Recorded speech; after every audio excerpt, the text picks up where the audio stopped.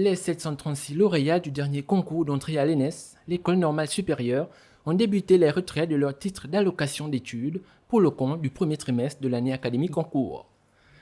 Qu'ils souhaitent devenir professeurs de mathématiques, d'économie ou de français, ces étudiants voient leur charge d'études allégée pour certains, même si d'autres évoquent un montant insuffisant. Pour moi qui suis étudiant et pour moi qui suis en location, ce sera d'une grande aide parce que ça m'aide à payer évidemment mon loyer, mais aussi à m'aider dans mes différentes dépenses concernant mes œuvres notamment, vu que je suis en licence français, mais aussi le taxi et à manger aussi bien évidemment.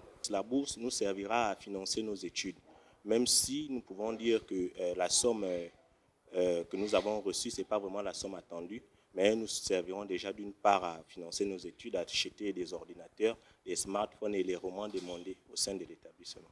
Pour l'ANBG, chargée d'assurer l'attribution de cette bourse, ces allocations sont calculées sur la base de plusieurs critères. Tous les étudiants n'ont pas le même montant.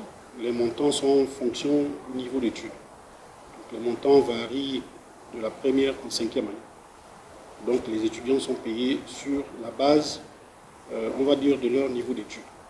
Une particularité cette année est l'intégration systématique des bénéficiaires dans le service électronique e-bourse. Pour cette année, ce sera la première fois que l'Agence nationale des bourses du Gabon enregistre les élèves, professeurs admis à l'école normale supérieure.